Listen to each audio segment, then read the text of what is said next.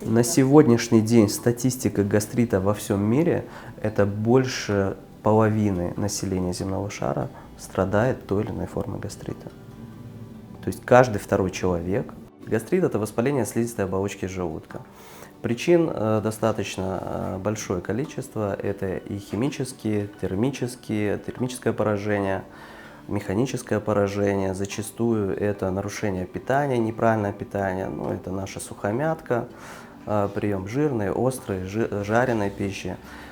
И еще в настоящее время основную роль, конечно, играет бактериальная этиология. Это уже хорошо, я думаю, всем известный Helicobacter pylori, который вызывает воспалительные заболевания желудка.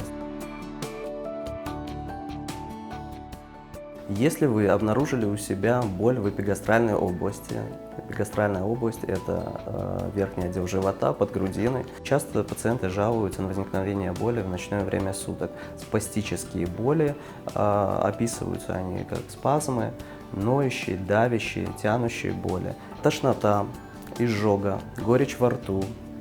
Зачастую пациенты жалуются на неприятный привкус в полости рта и неприятный запах изо рта, что говорит тоже о каком-то воспалительном процессе, и чаще всего наличие в этой ситуации будет Helicobacter pylori. Вам необходимо, конечно, бить тревогу и обратиться к специалисту.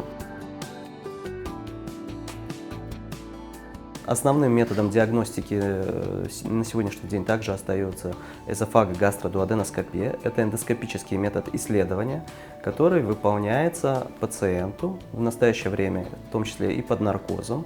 Пациент засыпает, это занимает минут 20, за это время делается все обследование, и у нас есть вердикт и диагноз. Во время этого исследования также проводится тест на Helicobacter pylori, то есть на выявление бактериальной микрофлоры кишечника. От этого зависит лечение. При наличии, при выявлении Helicobacter pylori лечение несколько иное, чем при обычном гастрите. Существует ряд пациентов, которые панически боятся выполнять этот метод исследования, гастроскопию. Они боятся в силу разных причин, и за неимением каких-то осложнений у этих пациентов, да, допустим, у которых мы подозреваем только наличие гастрита без каких-либо язвенных болезней или других хирургических, мы можем им предложить альтернативный вариант, тоже диагностики имеется, это уреазный дыхательный тест. Трубочка, в которую пациент дует, в выдыхаемом воздухе определяется наличие этого Helicobacter pylori. Но надо понимать, что этот метод имеет свои показания и противопоказания, потому что мы не увидим с помощью этого метода слизистую желудка, двенадцатиперстной кишки. То в некоторых ситуациях мы, конечно, настаиваем сугубо точно на эзофагогастроскопии. Те ситуации, когда мы понимаем, что есть угроза состояния. При наличии и выявлении каких-то образований, нарушений слизистой, изменений, мы с помощью этого исследования можем взять биопсию. По поводу Helicobacter pylori мнения на сегодняшний день разнятся. Некоторые говорят, что его вообще не надо лечить, это нормальная микрофлора. Некоторые говорят, что нужно лечить. Его нужно лечить. Почему? Особенно в тех случаях, когда он вызвал гастрит или язвенную болезнь, потому что это основной источник нарушения микрофлоры желудка.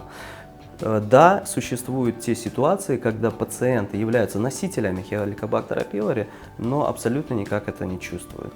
То есть у них положительный хеликобактер, но при этом отсутствуют какие-либо воспалительные изменения желудка, гастрит или язвенная болезнь. Или же они есть, но пациент просто о них не знает. В идеале при выявлении Helicobacter pylori надо его проверить, наличие хеликобактера у всех членов семьи. Почему? Потому что все пользуются одной посудой.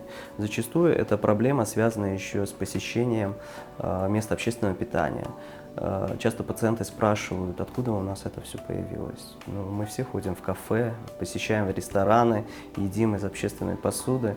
И, конечно, зачастую метод передачи, путь передачи может быть таким образом. В первую очередь диета, и это 50% успеха.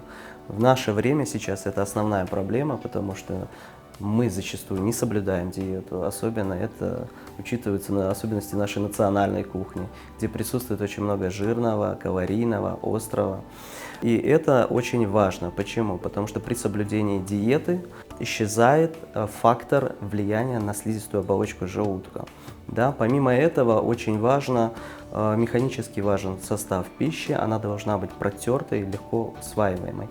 За счет этого слизистая оболочка желудка тоже восстанавливается. Если у пациента зафиксирован факт наличия хеликобактера пилори, в этом случае мы еще добавляем ряд антибиотиков. Почему? Потому что это бактериальная микрофлора, бактериальная составляющая, и антибиотики в этой ситуации нужны.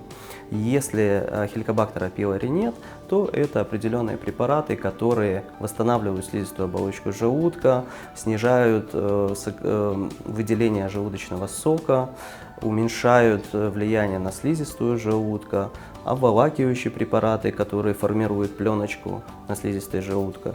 За счет этого комплекса вот этого всего лечения гастрит излечивается и в дальнейшем больше пациентов не беспокоит.